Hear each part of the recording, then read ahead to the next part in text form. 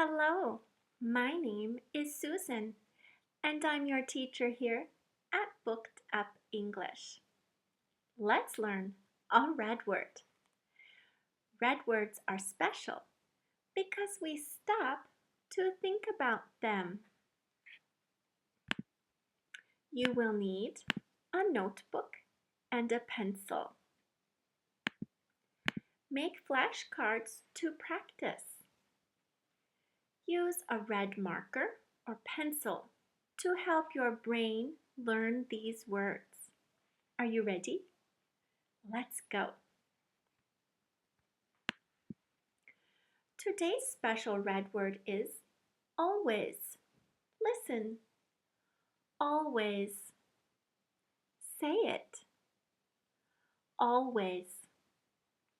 Spell it. A-L-W-A-Y-S. Always. A-L-W-A-Y-S. Always. Let's write it.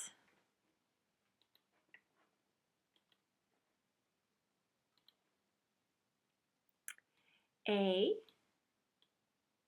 L W A Y S. Always. A L W A Y S. Always.